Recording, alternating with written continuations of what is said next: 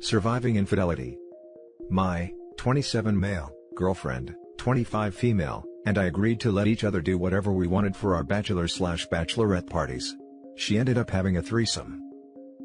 My girlfriend and I are getting married next month. We have been pretty excited about it. Planning is over and we have all of the fun stuff happening.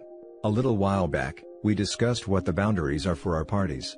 We are of the same mindset that we should each be able to do whatever we want during our parties. It seemed to us as the last bit of freedom before marriage. We are purely monogamous. I figured that this meant we'd each go to a strip club or hire strippers or something of that sort. While we said that we could each do whatever we wanted, I didn't expect her to go to crazy. She can be freaky in bed at times, but a lot of our intimacy is vanilla. I've always seen her as a shy, religious girl. For mine, the plan was to buy a ton of alcohol and go to a friend's house, and they were going to hire a stripper. Well, the night came up, we ended up having both of ours on the same night. Mine went exactly according to plan. Kinda early in the night, my girlfriend was texting asking what we were doing. I told her and sent her a video of the stripper dancing on my friend. She thought it was funny. I asked what she was doing. I didn't hear back from her at all, but I did receive a Snapchat. I noticed that she was with two guys. I didn't see her friends anywhere in the picture. I tried asking what she was doing, but I didn't get a text back that night. The next morning, I went over to her place to check on her and see if she was there. I went in and she was laying naked on the bed. I noticed her clothes on the floor. It wasn't how she normally would take them off and lay them down, plus she doesn't sleep naked.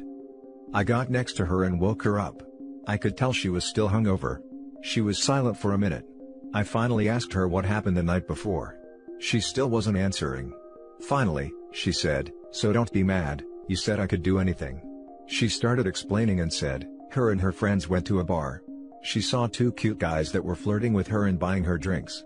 She ended up letting them take her to her place to hang out, and they eventually had a threesome with her. She explained that she knew it sounded crazy, but that I shouldn't be mad at her. I didn't know what to say. She reminded me that we spoke before and said nothing at all was off limits. I explained that I didn't know it meant that she would do this. She explained that she didn't see this as cheating, as it was our anything goes night. She said she would never cheat on me or do anything like this again. I explained that I didn't think that anything meant having sex with someone else since we were both committed to a monogamous relationship. It was just a one-night thing that we had already talked about. I agreed that she was right, but admitted to her that I was still hurt by it. She didn't seem to understand why I was hurt.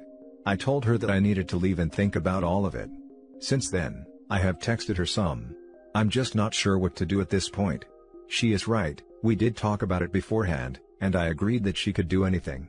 I just didn't know that she actually would do anything, especially have a three-way. I want to forgive her. I don't want to seem like I'm going back on what I said, but at the same time, I feel like she really tested me by doing that. Should I ask her for a free pass for myself? What should I do? Now for the top advice. Please don't marry this person.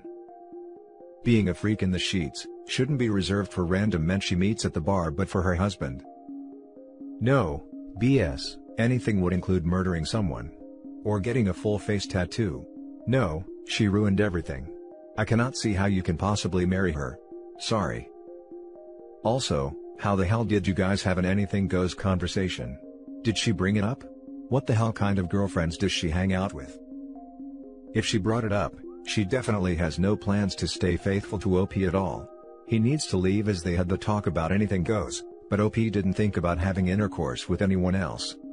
The girlfriend definitely isn't religious nerdy type, probably putting on a mask so he is always going to worship the ground she walks on, but the moment he leaves for work, or has to go to somewhere for a few days, that's when she'll show her freaky side to random men at bars. 100% testing what she can and can't get away with, to see if she can walk all over you. If she's been the shy nerdy religious girl, but the moment you're out drinking with by herself or with friends, and is flirty with anyone or won't talk to you, I would be extremely concerned. Also, I believe the term is that someone who's drunk does what they are thinking when they're sober. I'm sorry but this woman is gaslighting you. She is trying to reason her cheating because anything goes. I'd dig further, because maybe she had it planned all along. You guys never discussed your plans, although you discussed yours with her. This is why communication is key in a relationship. Yep, OP, I bet if you do a little digging you will find out that she has known these two guys for a while. It probably was not a coincidence that they just met. I know that it's painful, but keep us updated. Now for the next story. Ex-fiancé's 2-month affair with a co-worker. Together 8 years, engaged 1.5 years, D-Day was a month ago. Doing better, but it still sucks. Sorry for the long story and rant. I just wanted to tell someone. My now ex-fiancé, 29 female, and I, 29 male, met in 2012 while going to college together. 2 years later, she moved in with me and we're both still in college at this point. In 2017, I started grad school and was pretty busy most of the time. She played on co-ed teams all the time and played multiple sports. She started constantly playing sports with a male friend, and I didn't think anything of it. She started to become distant and acting out of character. My gut was telling me something else was going on, so I went through her phone while she was asleep and found screenshots that she took of conversations between her and this guy. The actual messages were deleted, but she took screenshots of bits of it for some strange reason.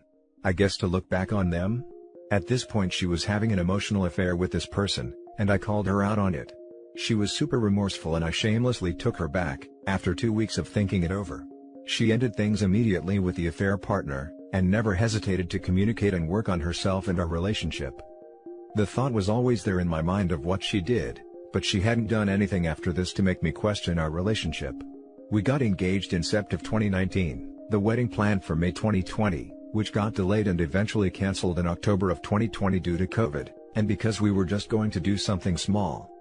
October of 2020, she starts working late randomly, staying out with girlfriends. She changes all her passwords. She's texting constantly and her phone is attached to her hip. I ask for the password and she give it, so I thought none the wiser. But a couple days later the password is different. She starts doing things totally out of character that throw immediate red flags to the first time she cheated in 2017. I confronted her twice at the end of October, and the end of November, asking what is going on or am I being insecure. She lies to my face and says nothing is wrong. That she can't wait to marry me soon. My gut is still telling me she is hiding something.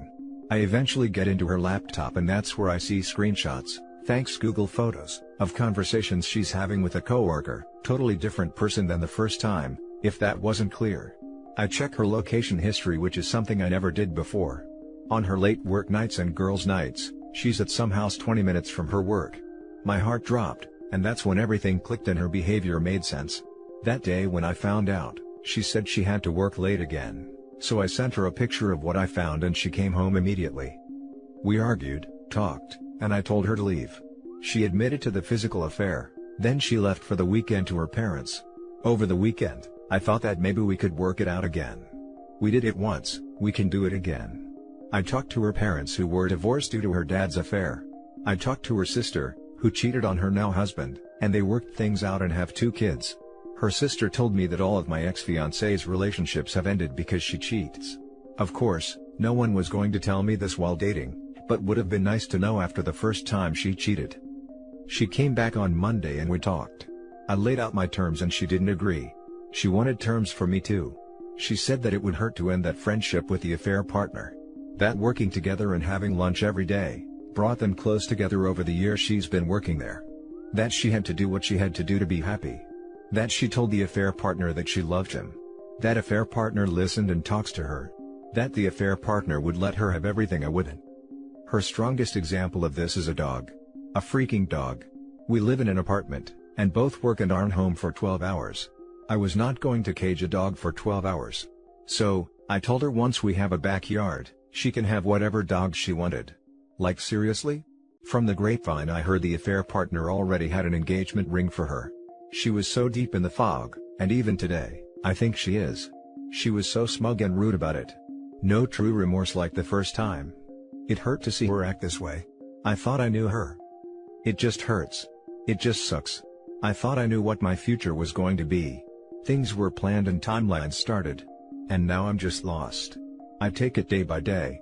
It sucks being alone after having someone there for 8 years. I think that's the hardest thing for me, being alone. I made her my priority, even above myself, and now I don't know what to do with myself. All the memories, all the things, all the support, all the adventures, just wasted because she couldn't talk to me. She's moved out and we haven't had contact for about 2 to 3 weeks now.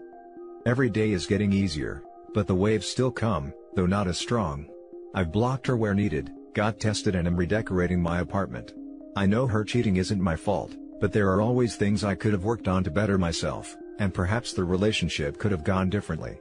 But it's over now, and that's all that matters. I've picked up mountain biking and am taking my golf game more seriously since I can't play hockey. I have a great support group of friends and family. I'm going to use the time during shutdown to reflect and move on and better myself so once a vaccine is available widespread, I can be ready to date again. It still just sucks. It is what it is. Now for the top advice. Wow, a whole family of cheaters. Imagine the cheating stories they can swap during family gatherings.